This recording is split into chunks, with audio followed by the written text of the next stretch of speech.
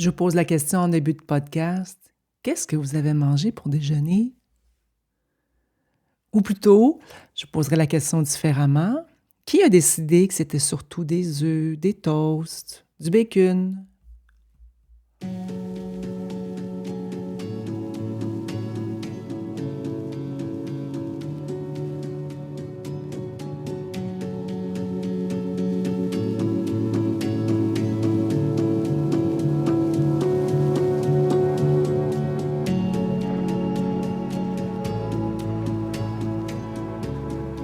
Au Japon, c'est de la soupe miso avec du poisson grillé, des algues et des œufs selon la maison. En Turquie, c'est une table de petits éléments, du fromage, des olives, des tomates et des concombres, du miel et de la confiture. En Inde, des, euh, des lentilles fermentées avec du riz, avec un petit peu de chutney. Et Christine Saint-Laurent, au micro d'Au-delà des tendances, je vous partage ma réflexion. Parce que depuis que j'écris mon 3e livre et que je mets dedans 40 recettes, j'avoue que mes déjeuners ressemblent plus du tout à ceux de mon enfance. Et c'est pas l'aliment, en fait, que je questionne, hein, c'est plus la règle. Les règles qui nous sont imposées, qui s'imposent par elles-mêmes. Puis, quand on pose la question, pourquoi c'est comme ça, on se fait répondre parce que c'est de même. Est-ce que vous avez déjà entendu ça, cette réponse-là? Pourquoi c'est comme ça? Ben, ça a toujours été comme ça. Et moi, j'aime beaucoup, j'ai un petit côté, je l'avoue, j'ai un petit côté un peu rebelle. Pas un peu, j'ai un petit côté pas mal rebelle. De ne pas vouloir faire les choses dans le même sens que tout le monde. C'est pas parce que j'ai envie d'aller à contre-courant nécessairement, c'est que j'ai de la difficulté à prendre pour acquis des choses qui ont été, mais qui ne sont pas nécessaires aujourd'hui nécessairement, puis qui nous empêchent d'évoluer ou de grandir ou d'expandre notre conscience ou de changer nos habitudes, de se sentir plus léger, de bouger les heures de repas, la quantité, la texture du repas. Et c'est une réflexion qui est intéressante. C'est le but de ce podcast, juste de réfléchir.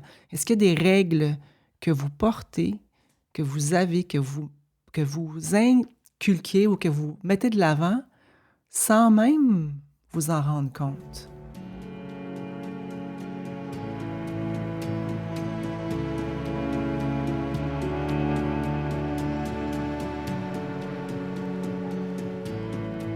On est c'est supposé d'être comme ça. Les cadres sociaux, culturels, les cadres en santé, la même chose. Il faut manger 3 repas par jour. C'est qui a dit ça? Qui a dit ça? Il faut manger 3 repas par jour. Et on se faisait même dire, le repas du soir, c'est le plus important. Quelle aberration! Je le souligne à grands traits parce que c'est une des causes, en tout cas dans l'Ayurveda, dans la perspective de l'Ayurveda, c'est une des causes les plus euh, claires, en fait. La quantité de repas le soir pour créer l'inflammation, la congestion matinale avec les sinus le lendemain matin, le mucus dans les poumons, dans le nez. L'Ayurveda le lié vraiment avec la quantité de nourriture que l'on mange le soir. Sur le coup, ma tête d'infirmière scientifique a fait « Ben voyons donc, tu parles d'une drôle d'affaire à faire le lien. Et ben, essayez-le, vous allez voir. » Donc, 3 repas par jour, il faut qu'on fasse ceci.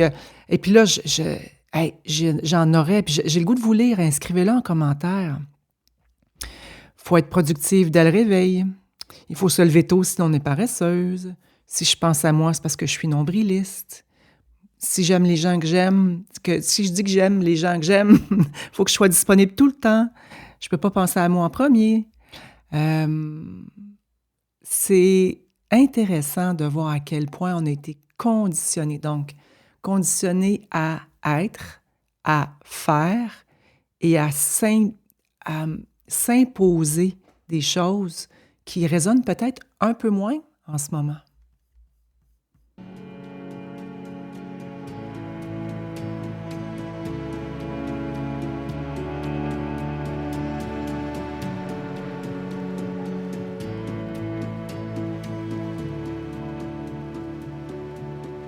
Et le vrai sujet, c'est pas l'œuf ou la toast, c'est à quoi on obéit.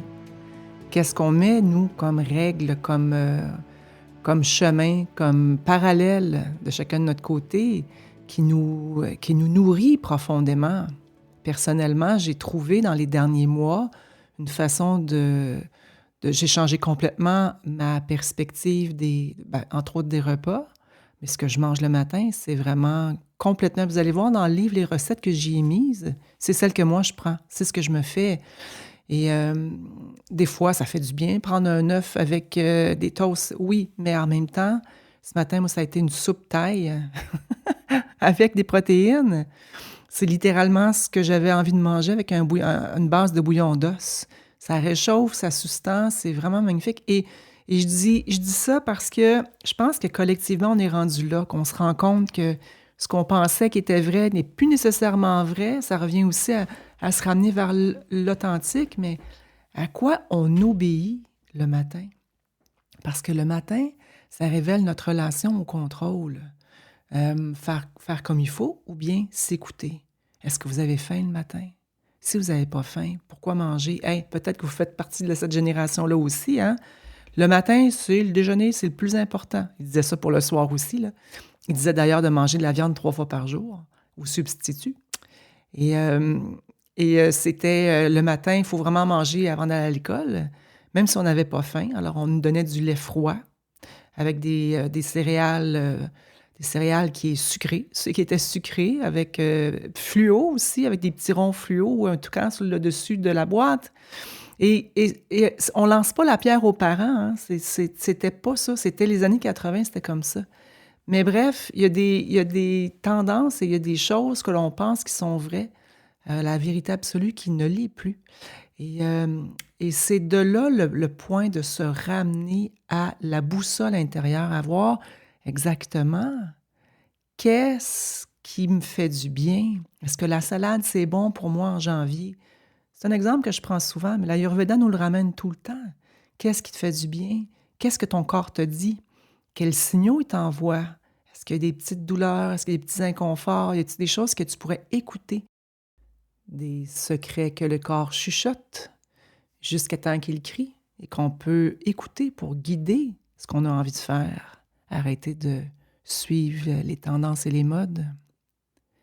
Parce que le coût discret de ça, c'est qu'on peut ajouter de la lourdeur, ajouter du stress au corps qui n'a pas besoin. Par exemple, on prend juste le déjeuner. Si on mange sans faim, on perd le signal de la satiété. C'est un repère qui est brouillé. Si on mange parce qu'il faut, on commence un peu la journée avec une micro-violence envers soi-même. Le coup, il n'est pas juste digestif, mais c'est aussi mental. Et moi, je souhaite sincèrement qu'on se ramène à une autorité intérieure qui nous fait du bien, qui nous parle, qui nous fait remettre en question des règles qui, fort probablement, n'ont plus vraiment raison d'être.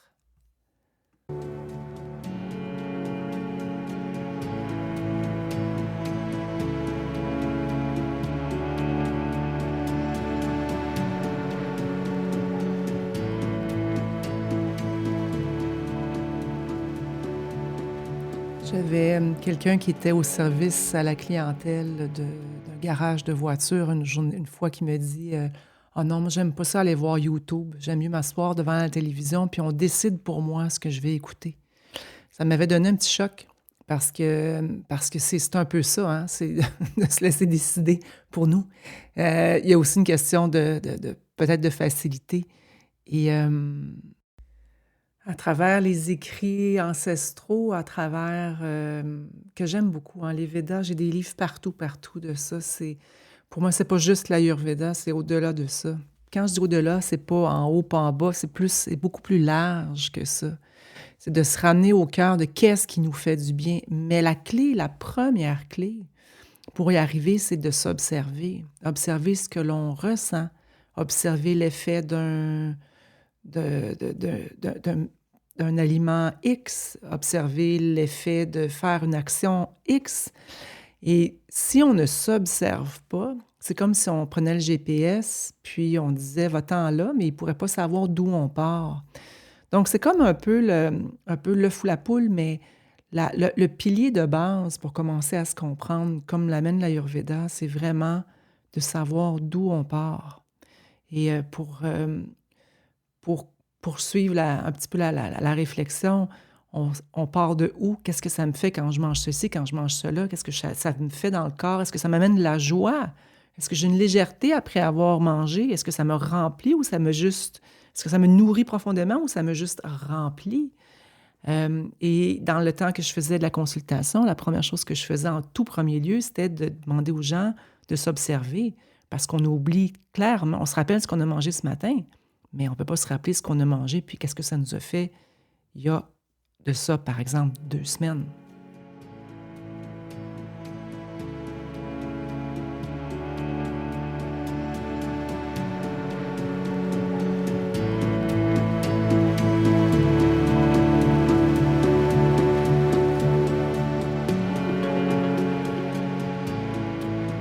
Et on peut bien lire tous les livres du monde entier si on ne sait pas de quel bois on se chauffe, qu'est-ce qui nous réchauffe, qu'est-ce qui nous refroidit. Ben, c'est plus difficile après ça d'instaurer un changement ou une transformation profonde. Et c'est vraiment la base de l'Ayurveda qui nous rappelle, puis je le dis souvent, hein, on est unique absolument comme tout le monde. Et cette phrase-là de Margaret Mead, c'est une anthropologue américaine que j'adore, cette phrase-là me suit partout parce qu'on nous a fait croire qu'on était des moyennes, que tout le monde en moyenne devait aller par là, puis tout le monde devait se suivre pour aller à peu près là. Et quand on regarde nos vies, ben, c'est tout sauf une ligne droite. Je peux vous parler de la mienne. La mienne, elle fait tout à sens contraire. Pas parce qu'au début, je voulais pas, mais nécessairement, mais c'est la vie qui m'a amenée là. J'ai pas eu la vie comme le système le demande, une vie où est-ce que, bon, ben, on va à l'école, puis après ça, on grandit, puis après ça, on trouve un travail, puis après ça, on trouve un amoureux, puis on a des enfants, on a un chien avec une maison, on travaille et tout ça, puis après ça, bon, on prend notre retraite à 55 ans, ben c'est tout sauf ça, la mienne. Et à quelque part, je suis vraiment contente. Tant mieux si le système me poussait à sortir des zones, parce que quand j'ai terminé comme infirmière, il n'y avait pas de place pour moi. Puis ma façon de me sentir utile et de me faire appeler pour travailler et payer mon loyer pour mon bébé à l'âge de 19 ans, ben, c'était de me surspécialiser. Ce qui a fait que je me suis jamais assise dans une chaise confortable avec un poste. Dans le temps, tout le monde voulait avoir des postes pour la sécurité financière, la sécurité d'avoir un travail. Puis d'ailleurs, on le sait maintenant que c'est une illusion, cette sécurité-là. Donc, c'est comme toutes ces règles-là ou ces choses-là qui sont inculquées à se défaire. Puis, oui, c'est inconfortable. C'est inconfortable de ne pas suivre les règles ou de remettre en question. Puis, dans mon propos aujourd'hui, j'ai commencé avec le déjeuner. Moi, j'aime bien le déjeuner du Japon, j'avoue. Ça réchauffe le ventre, ça vient travailler, ça vient aider avec le miso à réchauffer le microbiote. C'est la nourriture comme médecine en commençant la journée. Et ça dicte vraiment l'ensemble de l'œuvre. Et c'est ce que je nous souhaite, en fait, hein, d'observer. Alors, si je vous pose la question, est-ce que vous avez une seule règle que vous pourriez identifier qui vous mène ou qui est inculquée, puis qui pourrait vous rendre service si jamais elle était loussée un petit peu plus, lâcher prise un petit peu plus, puis éventuellement enlever. Elle serait quoi? Quelle serait cette règle-là? Quelle serait cette règle-là? J'ai hâte de vous lire.